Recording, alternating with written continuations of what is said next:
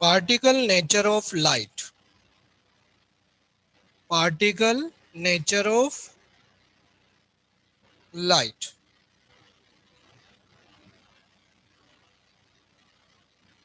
Topic लिख लो, particle nature of light. Class में कितने बच्चे हैं? रोज ही यही पूछते हो, जिसको देखना है वो यहीं आ जाए। पार्टिकल नेचर ऑफ लाइट तक देख रहा है।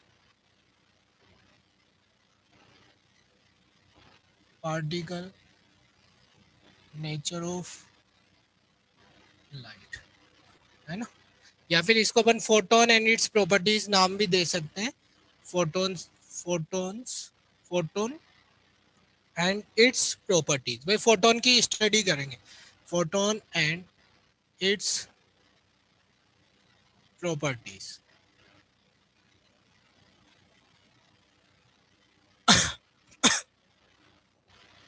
तो पार्टिकल नेचर तो क्या होता है? फोटोन क्या होता है? फोटोन का मतलब पैकेट्स ऑफ एनर्जी, वही है। तो लिख लो डेफिनेशन तो, कि लाइट जो होती है वो एनर्जी के पैकेट्स के फॉर्म में ही ट्रेवल होती है। तो लिखें डेफिनेशंस। सर इस चैप्टर में ना, क्या इस चैप्टर में बेटा? Galaxy J7 prime. जल्दी बोलो, किसकी बात कर रहे हो?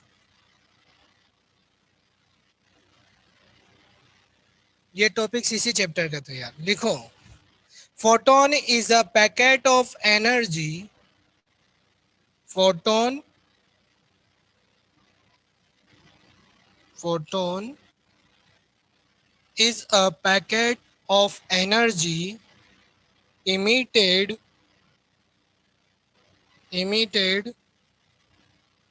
by a radiations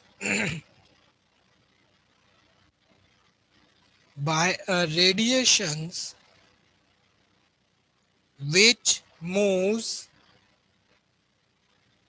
with speed of light, which moves with the speed of light। Next line में लिखो। फर्स्ट लाइन तो समझ में आएगी होगी कि वो पैकेट्स, एनर्जी के पैकेट्स होते हैं जो स्पीड ऑफ लाइट की स्पीड से मूव करते हैं। है तो एनर्जी लाइट ही तो है, बस उसको पैकेट्स की फॉर्म में दे दिया तो स्पीड तो वही होगी। ठीक, उसी को नाम फोटोन दिया हुआ है। नेक्स्ट लाइन में, the energy of photon, the energy of photon depends on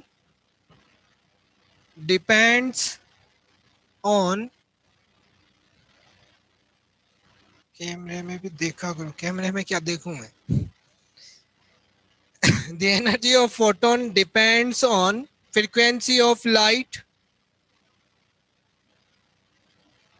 frequency of light and energy, frequency of light and energy of one photon is। मतलब एनर्जी किस पे, वो डिपेंड तो किस पे करेंगे? फ्रीक्वेंसी पे। और एनर्जी ऑफ वन फोटोन कितना होगा? Energy of one photon is E equals to h nu, यही होती है। एक फोटोन्स कल ही बात की थी। और न्यू की वैल्यू कितनी, यानी कि अपन ने एक लाइन लिखी थी कि डिपेंड्स ऑन फ्रीक्वेंसी। ये यहीं से पता लग रहा है कि वो फ्रीक्वेंसी पे डिपेंड होंगे, मतलब फोटोन्स जो है। और न्यू की value C by lambda, nu equals to c by lambda. चाहे तो साइड में लिख लेना, nu equals to c by lambda.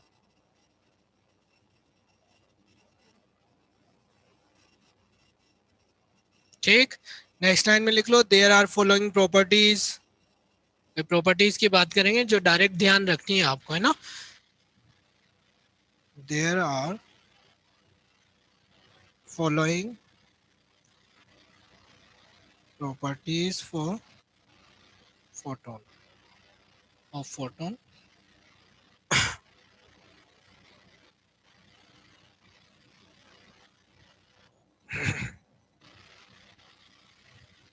First property का मतलब ये डायरेक्ट ध्यान रखनी है, क्या बोल रहे हो? हाँ, लाइट की फ्रीक्वेंसी तो फोटोन की होगी, चिंता क्यों कर रहे हो। First point, photons is a packets of energy. जो डेफिनेशन थी वो प्रॉपर्टी में अपन उनको एक्सप्लेन कर रहे हैं कि ऐसी ऐसी प्रॉपर्टी होगी, कोई अलग से प्रॉपर्टी नहीं है। जो अभी तक पढ़ी वो सब कुछ वही है, केवल एक दो जरूर एक्स्ट्रा आ जाएगी कि वो इलेक्ट्रिक फील्ड मैग्नेटिक फील्ड में डिफ्लेक्ट नहीं होते क्योंकि उन पर कोई चार्ज वगैरह नहीं होता। ऐसी कुछ प्रॉपर्टी जो डायरेक्ट ध्यान रखनी है, और 1 मार्क्स का क्वेश्चन भी आ जाता है वहीं से। 1 मार्क्स के क्वेश्चन में प्रॉपर्टीज वगैरह ध्यान रखें, चाहे इलेक्ट्रिक फील्ड की प्रॉपर्टीज हो, चाहे मैग्नेटिक फील्ड की प्रॉपर्टीज हो, इक्विपोटेंशियल सरफेस की प्रॉपर्टीज हो। प्रॉपर्टीज से रिलेटेड जो माइनर क्वेश्चन जनरेट होते हैं वो हो सकते हैं। तो फर्स्ट है, photon is a packets of energy with energy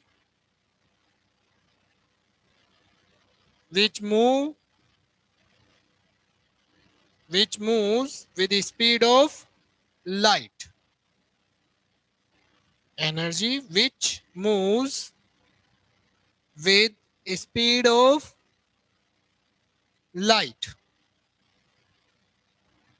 और स्पीड कितनी होगी फर्स्ट, 3 × मीटर पर सेकेंड, लिख लें वही। Second property, the rest mass of photon the rest mass of photon is 0. The rest mass of photon is 0. Rest mass कितना लेके चलोगे, 0. That is photon does not exist. That is photon does not exist in rest. In rest. Rest mass को am not लिखना है, मतलब rest mass 0। ध्यान रखना, rest mass कितना होता है, 0, यानी कि रेस्ट कंडीशन में फोटोन की अपन बात ही नहीं करें, 0 होता है उसको।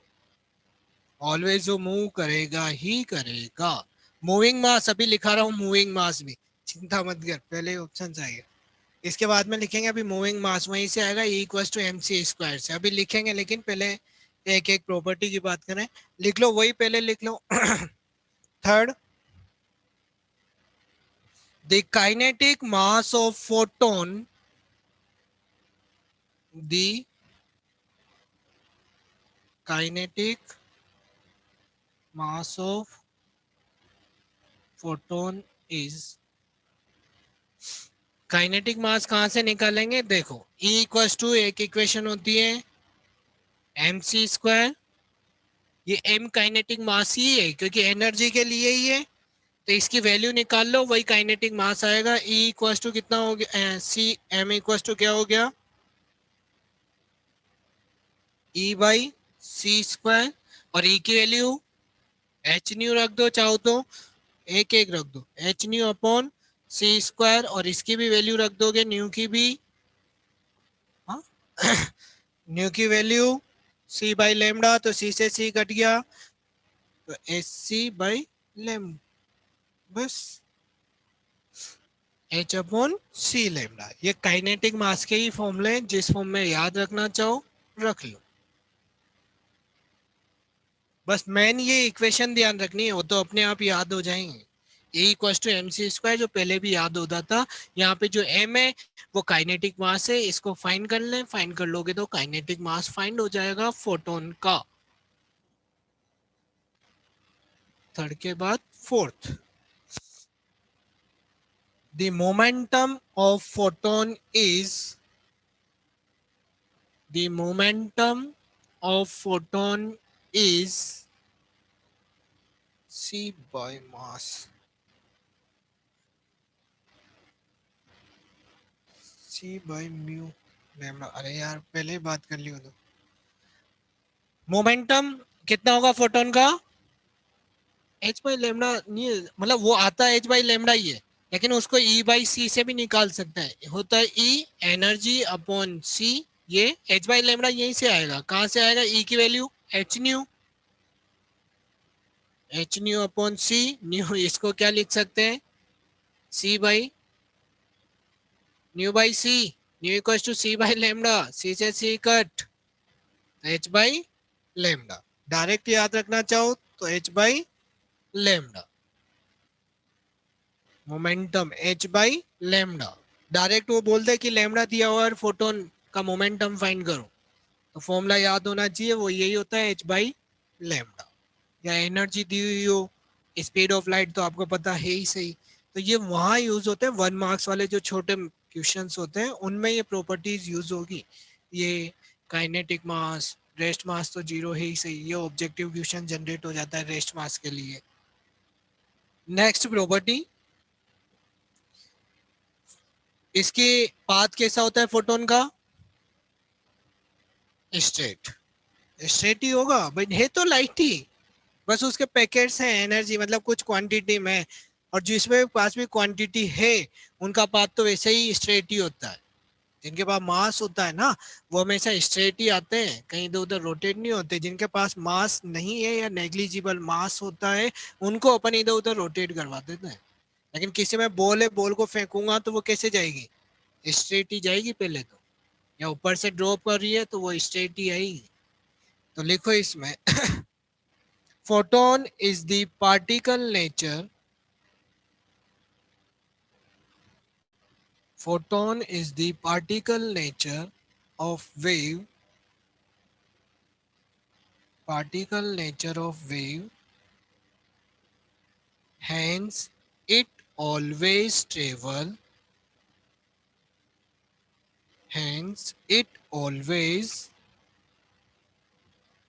travel in the straight path, always travel in the straight path। ठीक है, मैंने ये इसका पाथ कैसा होगा, स्ट्रेट।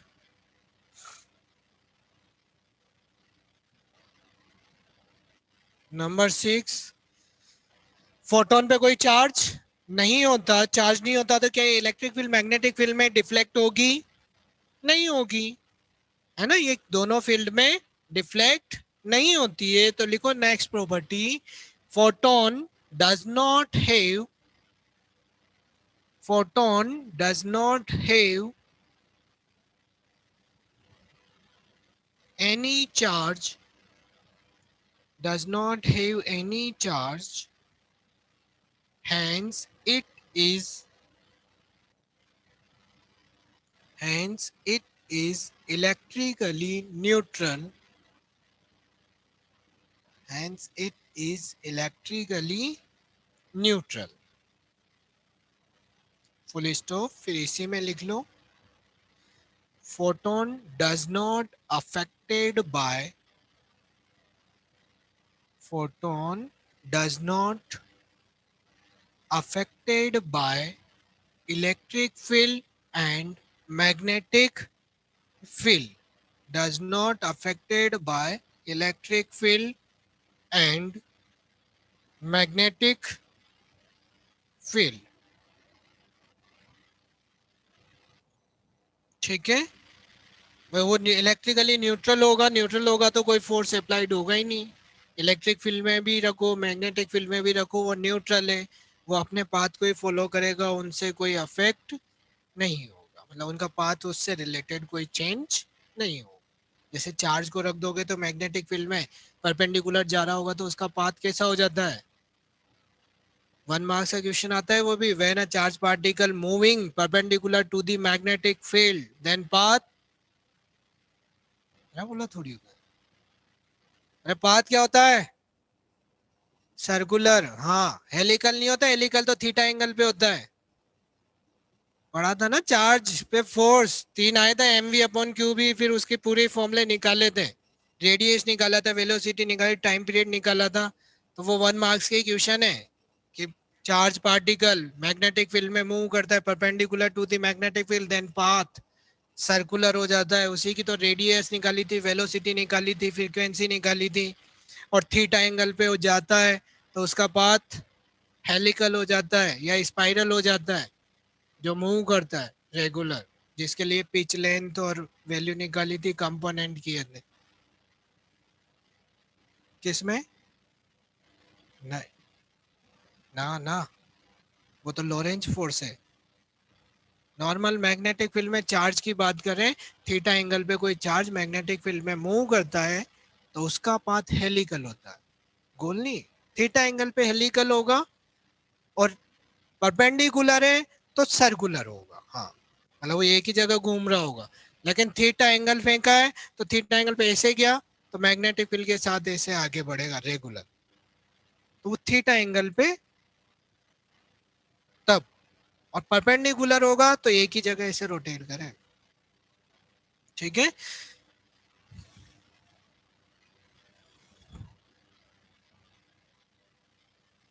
मेरी इंग्लिश खराब है उससे क्या मतलब है, तू पढ़ाई तो कर ले। ओमाम।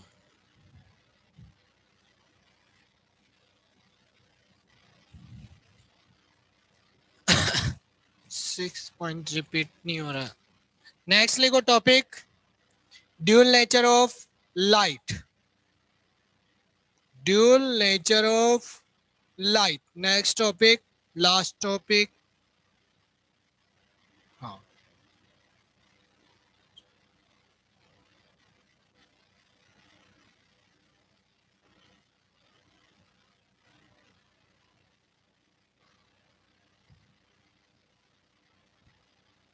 ठीक है। ये किसने दी थी? De Broglie. De Broglie hypothesis के नाम से भी होती है, डी ब्रोगली हाइपोथेसिस। वैसे डी ब्रोगली की हाइपोथेसिस वहाँ अलग है, एटम वाले चैप्टर में। एटम वाले की बात करेंगे तो वहाँ बोर ने, डी ब्रोगली ने बोर के सेकंड पोस्टुलेट को प्रूव किया था, वो एक अलग स्टेटमेंट हो जाता है। यहाँ तो dual, dual nature of light. Light के पास अभी तक अपन पढ़ ही चुके हैं। इससे पहले जब वेव थ्योरी में पढ़ा था तो उसकी किस फॉर्म में ट्रेवल कर रही थी वो? वेव। वेव के लिए अपन एग्जांपल लें तो पोलराइजेशन, इंटरफेरेंस, डिफ्रैक्शन, ये सब कैसे थे? उसके वेव नेचर को शो करते थे। और पार्टिकल नेचर की बात करें तो photo electric effect particle nature पे ही डिपेंड्स था। एक होता है क्रॉम्पटन इफेक्ट, वो सिलेबस में नहीं है इसलिए वो पढ़ा नहीं है, नहीं तो क्रॉम्पटन इफेक्ट, ये क्या थे? पार्टिकल नेचर्स पे थे, यानी कि लाइट्स पैकेट्स की फॉर्म में इंसिडेंट होती है। क्या है यार, आप भी कुछ लिखाओ ना। अरे लिखो फटाफट इसमें, बस ये दो थ्योरी, मतलब दोनों थ्योरी को फॉलो करता है इसलिए इसको क्या नाम दे देते हैं? ड्यूअल नेचर, ठीक है। दोनों एग्जाम्पल मैंने दे दिए, उधर तो थे पार्टिकल वेव नेचर में जो भी टॉपिक पढ़े, रटने की जरूरत नहीं है। टॉपिक कौन कौन से पढ़े? इंटरफेरेंस, डिफ्रैक्शन, पोलराइजेशन, ये तो वेव थ्योरी हो गई। अब पार्टिकल नेचर की बात करो तो photo electric theory, Crompton theory, ये फोटो इलेक्ट्रिक है, यानी कि जो लाइट है वो दोनों का बिहेव करती है, पार्टिकल नेचर को भी और वेव नेचर को। तो लिखे इसमें, पहले तो वही लिख देंगे, फिर इसके बाद तो सीधा सा एक डेरिवेशन छोटा सा। wave theory of light wave theory of light explain wave theory of light explain phenomena of interference, phenomena of interference, comma deflection and diffraction, deflection नहीं डिफ्रैक्शन, जो interference, diffraction, polarisation,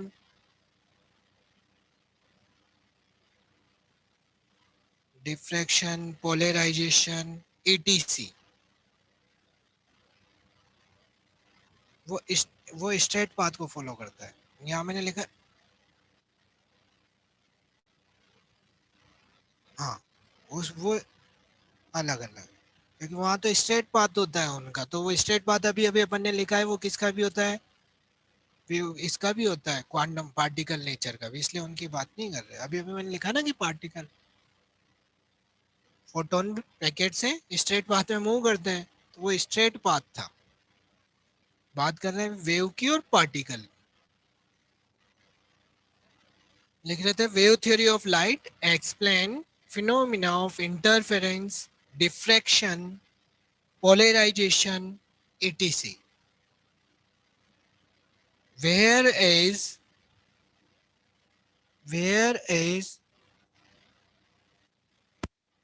whereas particle nature or quantum nature, particle nature or quantum nature of light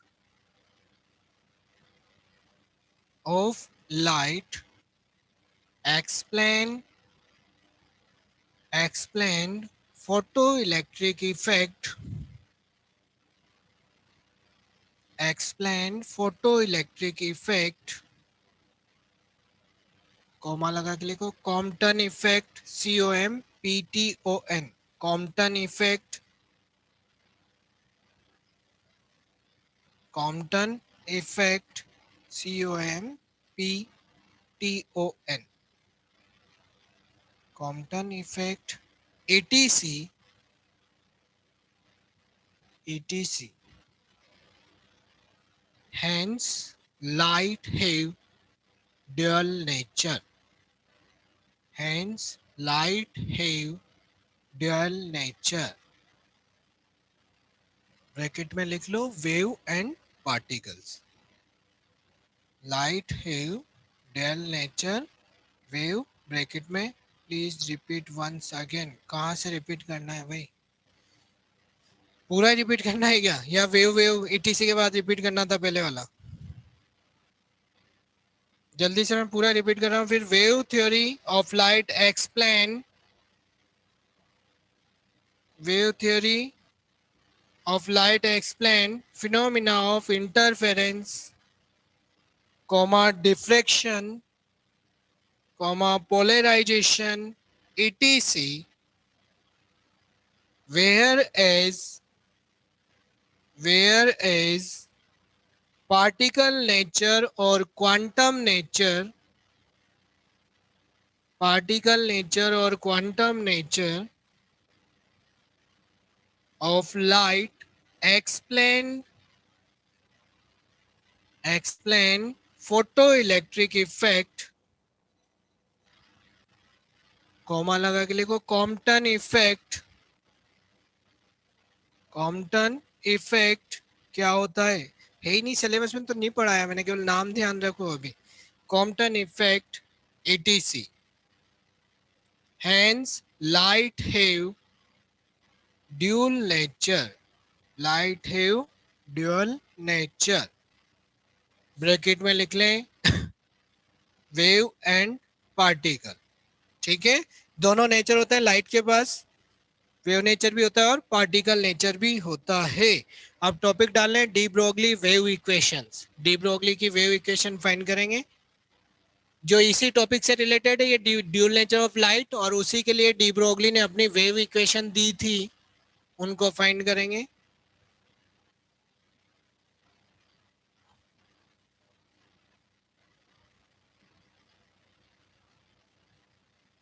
de Broglie wave equation.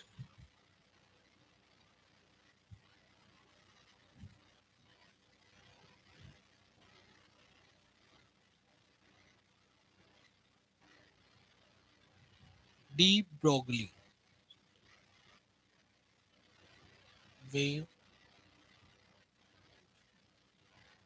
Equation. ठीक है, de Broglie ने wave equation जो दी थी वो पहले ही पढ़ चुके हैं वैसे, बस अपन को यहाँ तो रिवाइज करनी है वो.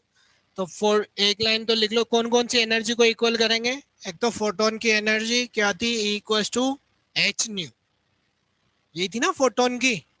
एक तो वो लेके चलेंगे इक्वल्स टू एच न्यू, और सेकंड लेके चलेंगे Einstein mass energy relation equals to mc square. दोनों एनर्जी है, दोनों को इक्वल कर देंगे, सोल्व कर देंगे, आंसर आ जाएगा. तो पहले तो लिख लो photon as an electromagnetic wave, first line लिखो, photon as an electromagnetic wave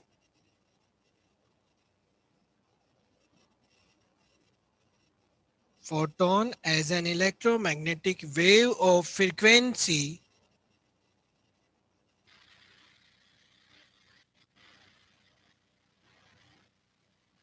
net बंद हो गया था बेटा, नेट की तो अभी रुक जाओ, पहले लिख लो, photon as an electromagnetic wave of frequency, bracket में न्यू,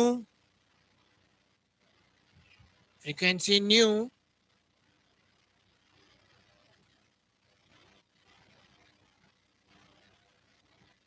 जब direct photon as electromagnetic wave of frequency new,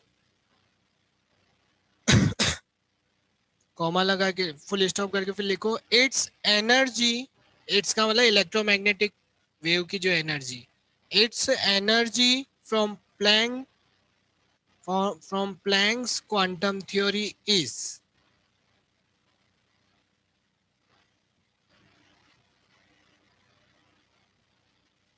और किसी के, चलो लिख दो फटाफट जहां तक समझ में आया वहां तक, या डायरेक्ट भी लिख सकते थे अपने आप, इतनी बड़ी लैंग्वेज लिखने के लिए। The energy of photons is, मैं तो ऐसे लिख देता हूँ, the energy of photon is, energy photon की E equals to h nu, equation 1, ठीक है। शॉर्टकट में डायरेक्ट वो इतनी बड़ी लाइन लिखने की जगह, फिर Einstein mass energy relation, Einstein mass energy relation, अरे न्यू म्यू नहीं, जो है ये रहा, ये म्यू ही है, Einstein mass energy relation is, Einstein mass energy relation क्या होता है, E equals to M C square, equation 2, दोनों एनर्जी एनर्जी इक्वल कर सकते हैं by equation 1 and 2, H nu equals to M C square, यही होगा, न्यू की वैल्यू सी बाई लेमडा, तो सी by lambda equals to M C square, एक सी से एक सी कट, तो H by lambda equals to M सी, एक इक्वेशन तो ये आई अपने पास। वेवलेंथ निकालोगे तो लेमडा इक्वल्स टू क्या हो जाएगा,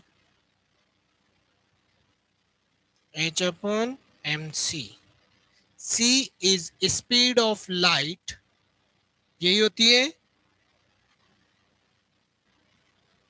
फर्स्ट सेंटेंस रिपीट मत लिखो बेटा, फर्स्ट सेंटेंस की जगह ये लिख दो डायरेक्ट, मैंने यही लिखा दिया लास्ट में, फर्स्ट सेंटेंस को रिपीट करने की जगह, रिपीट नहीं कर रहा, यहीं से लिख दे, energy of photon E equals to h nu, equation दी थी ना, ये इक्वेशन इसी से रिलेटेड थी,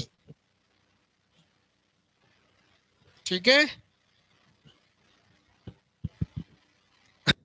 तो ये C स्पीड ऑफ लाइट, यानी कि mv की तरह बिहेव करेगा, तो क्या h अपॉन p लिख सकता हूं, लिख सकते ना, p equals to M V, और c स्पीड ऑफ लाइट है तो p लिख सकते हैं। अब p को तो चेंज करते जाओ अलग अलग रिलेशन में, काइनेटिक एनर्जी और लीनियर मोमेंटम में रिलेशन क्या, 2m के, तो डायरेक्ट लिख दो, अब मैं आगे नहीं बढ़ा रहा वो पूरे, रूट 2m के, काइनेटिक एनर्जी आप फाइंड कर सकते हैं, kinetic energy equals to half of M V square से, m से ऊपर नीचे मल्टीप्लाई किया, डिवाइड किया, ऊपर वाला p स्क्वायर हो जाएगा, सोल्व कर दो, आंसर यही आएगा। फिर इस काइनेटिक एनर्जी को आपने चेंज किया होगा, अभी इसी चैप्टर में अपन ने निकाला था, kinetic energy is equal to E V naught, इसी चैप्टर में लिया है स्टॉपिंग पोटेंशियल वाले केस में, तो क्या मैं काइनेटिक एनर्जी की जगह 2m qv लिख सकता हूं, लिख सकते हैं, qv दिया है तो qv, और q की जगह इलेक्ट्रॉन हो तो ev, वो डिपेंड करेगा कंडीशन पे, ठीक है, ev लिख सकते हैं, qv लिख सकते हैं, और 3/2 वाला तुम्हारे काम आएगा ही नहीं, वो उसमें आता है, एनर्जी वहां से भी चेंज हो जाती है, kinetic energy of gas, gas की बात करो तो वो 3/2 केवीटी हो जाता है, तो वो तो यूज होगा ही नहीं, बस इतना ही ध्यान रख लो। ईवी ईवी लिख दो इसकी जगह, चाहो तो।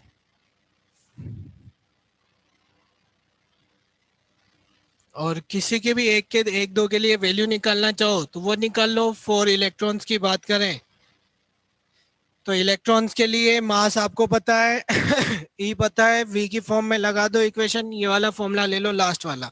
इलेक्ट्रॉन एच की वैल्यू कितनी, एक बार लिख देता हूँ केवल, 6.63 into 10⁻⁻34 joule second.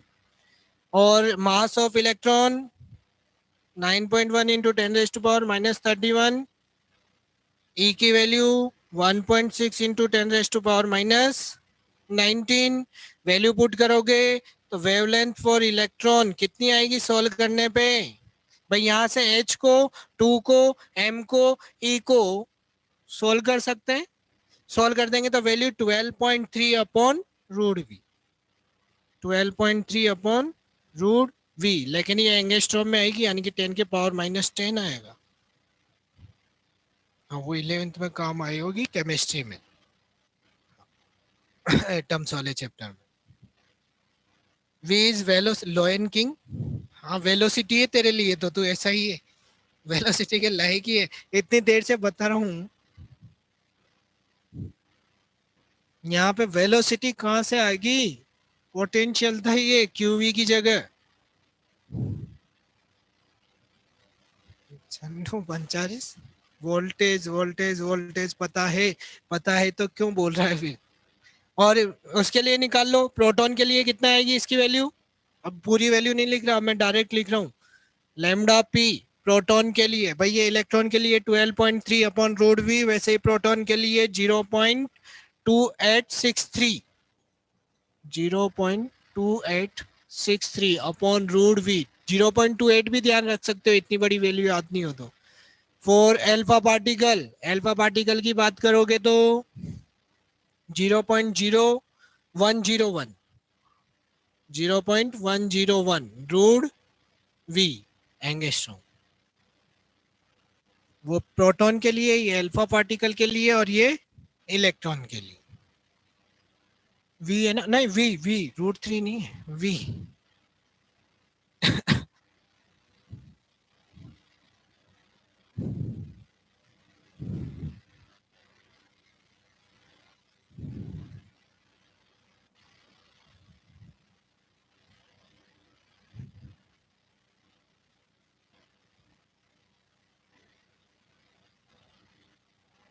Chapter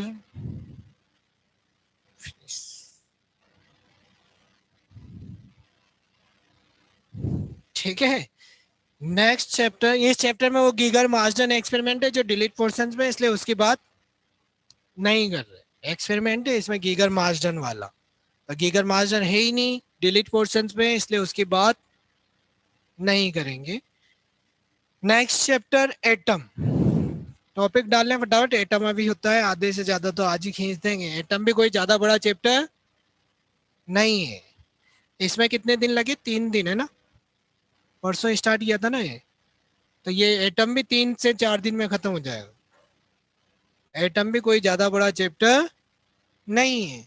wave nature state में पढ़ाया था ना। अरे यार, वो एक केस लेके चले थे वेव नेचर का कि स्ट्रेट होती है, हमेशा स्ट्रेट थोड़ी होती है। वेव नेचर के एक केस लिया था कि अपन जो स्पेस, अपना जो एरिया कवर्ड है उस वेव के रेस्पेक्ट में स्मॉल होगा तब स्ट्रेट होगा, ऑलवेज स्ट्रेट थोड़ी होगा। ऐसा पढ़ाया था मानता हूं मैंने, लेकिन वो एक स्मॉल एरिया लेके पढ़ाया था। ऑलवेज वेव थ्योरी में, फिर तो वेव थ्योरी फेल हो जाएगी, तो ऑलवेज स्ट्रेट ले लोगे तो। स्ट्रेट नहीं, स्टार्टिंग मतलब, सर वेव नेचर स्टार्टिंग में पढ़ाया था ना। अरे वेव नेचर तो किसकी बात कर रहा है, गैलेक्सी J7 प्राइम। कौन से दिन की स्टार्टिंग कर रहा है, दिवाली के बाद की बात कर रहा है, कब बात कर रहा है पता नहीं, मैं भूल गया, पढ़ाया था जो, अभी पढ़ लें। Next chapter atom.